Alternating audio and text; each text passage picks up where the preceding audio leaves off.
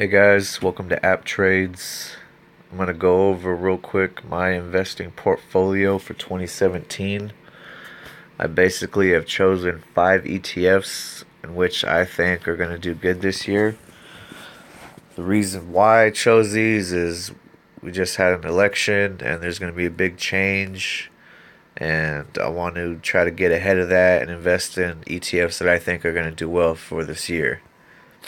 So I basically broke it down to Live Long and Prosper, which is healthcare stocks, Internet Titans, which is tech stocks, Defending America, which is defense stocks, Money Machines, which is bank stocks, and Raw Earth, which is oil stocks.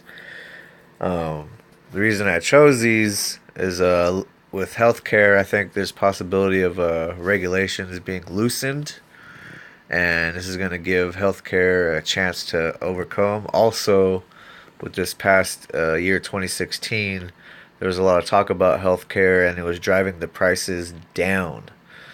And it was a lot based on everyone thinking the other candidate would win. But since that didn't happen, their healthcare has been going up. Now, I'm not guaranteeing that this is going to happen, but this is just what I think. But you can see a lot of what this ETF holds: Johnson and Johnson, Pfizer, Merck, United Health, Amgen, AbbVie, Bristol, and a bunch of others. This is only like the top 10. My second one is Internet Titans. Now, I don't fully believe that this is going to be affected by much of this administration, but these are stocks that are just going to continue to grow regardless. So it's, in my opinion, a hedge against my current ETFs that I think are going to do well. Just in case they don't, I have this one in play. And a big part of it is, as you can see on the top 10 list, Facebook and Amazon each individually hold 10%.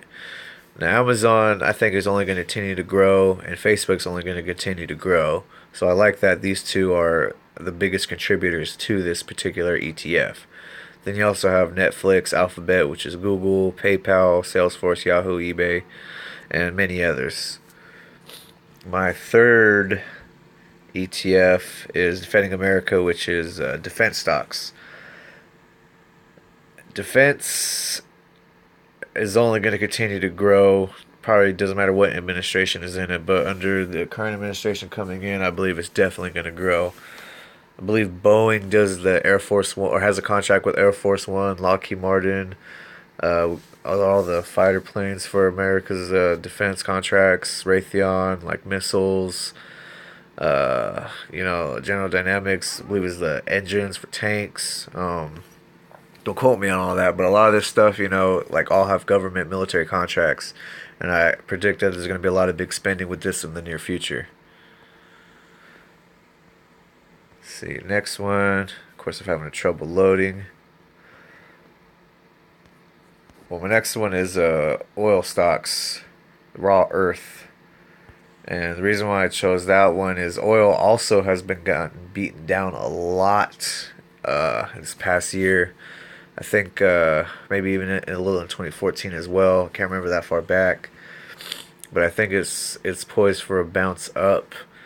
And a lot of what our administration wants to do in other countries, it seems like oil is going to be a much bigger play.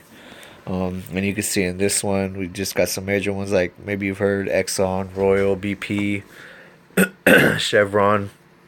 All these companies have gotten taken down a lot, and I think they're gonna come back. But also, it's also a good time buying it now because I get it at a cheaper price. So within the next year, if this starts going up, I will have bought in at a lower price point and had a higher percentage gain. And the last one is Money Machines. A lot of what wants to be done this year is giving banks more spending power to help grow the economy.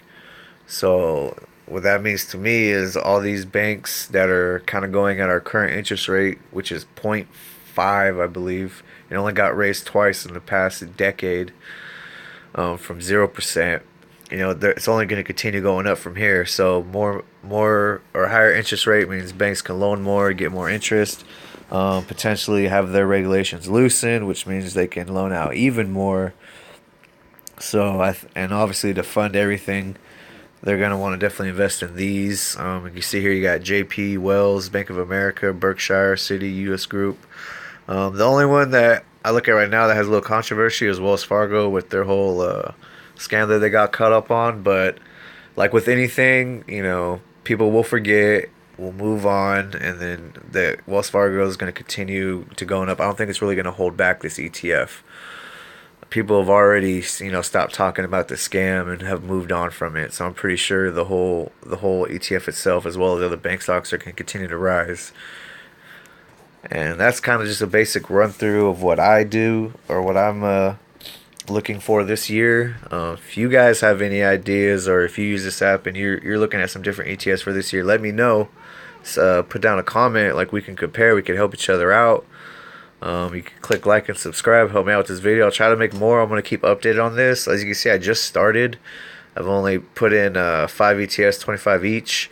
So I'm only got like a 0.13% return so far. I really like this app though, because it does give you different options for investing. You have 30 plus ETFs to invest in this. So check out this app.